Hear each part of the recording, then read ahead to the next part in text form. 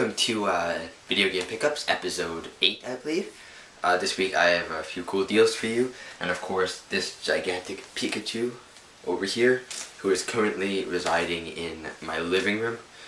This guy, I picked him up over at a moving sale. The garage sales haven't really started here yet, sadly.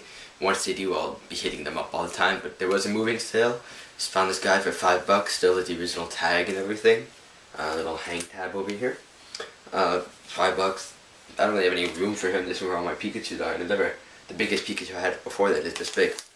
So that's pretty cool. Now let's get on to some video game stuff. So at a pawn shop, a lot of cool pawn shop finds this week. Some really weird things. So there's that big Pikachu to start off, and then went to a pawn shop. Didn't really find anything. Then I finally asked them how often they get kind of video game type things in, and they said that they'd just gotten one thing and they were getting ready to price. And first they brought out a box that had this NES in it. I'm gonna resell this thing. It still works, thank God. So yeah, that'll be a few bucks right there. And it came with, of course, the wires, which I just have downstairs, and it came with one controller. And it came with these 4 games. They wanted, I think it was $10 for the whole thing, or yeah, I think it was $5 for the NES and $5 for the games. So I just said I'll just take the whole thing. So we got Mappyland. This is a really fun game. If you haven't played Mappyland yet, I definitely recommend you do. It's based off of Mappy, which is an arcade game, and it's just a really quirky game. Trampolines, really a different style of platformer. Of course, good old TMNT. Here we've got a copy of Demon Sword. Every time I see this game, I automatically think it's valuable just because I see the Tato logo on it. And of course the good old Super Mario Bros. 3. So I'll be selling all of that as a lot, since it's, they're just good common games, typical games, fun games that everybody wants to play. So that's good there. Another pawn shop nearby. I found 2 games. I don't normally find things there, so I was happy I found them this time. Good old 007. So yeah, it seems like I found a lot of the kind of typical must-have games. You got Super Mario All-Stars here, same pawn shop. These cost me $3 a piece, so nice price on those. So yeah, so that's the main part of the stuff. Now here things get a bit interesting. At one pawn shop I went to, the owner told me that he had just received 2 dragon whatever it is. That's what he said, and basically,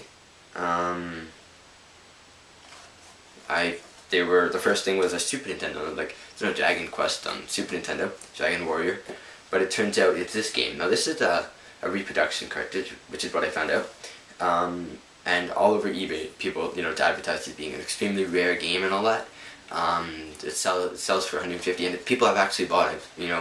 I've actually spoken to people who have bought it for that amount on eBay, and then they realized it wasn't actually worth that much. You can just go buy them at GameReproductions.com. For $50, but yeah, this was just really interesting to find in a pawn shop. This and the next game cost me $25 total, so I basically consider this game was $10.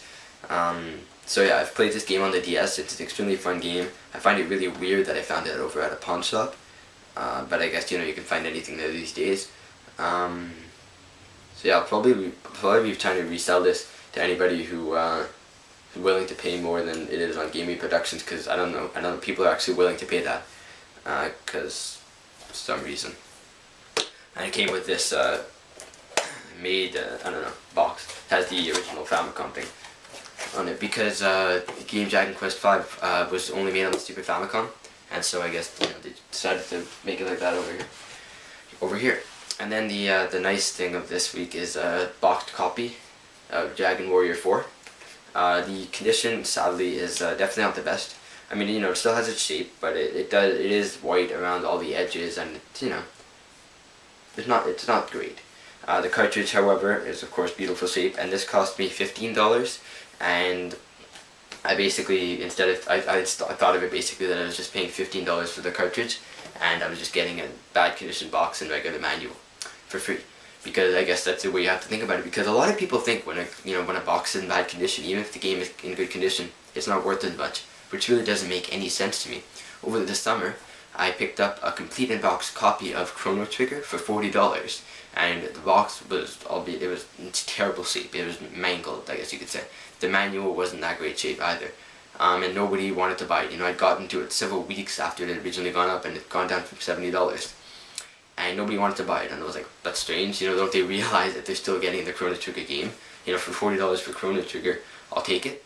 And then, you know, you get the box and manual for free, and I ended up reselling it. Somebody wanted to pay way more than $40 for it. So anyways, I just find that weird. Have you guys ever seen a situation like that where people don't really think about it? Anyways, so yeah, those are my finds for this week. Some pretty interesting stuff. It was Easter weekend and stuff, so I only got to go out for a little while. That's why this is what I found. But still nice finds nonetheless. I hope you guys enjoyed this video, and I'll see you next time.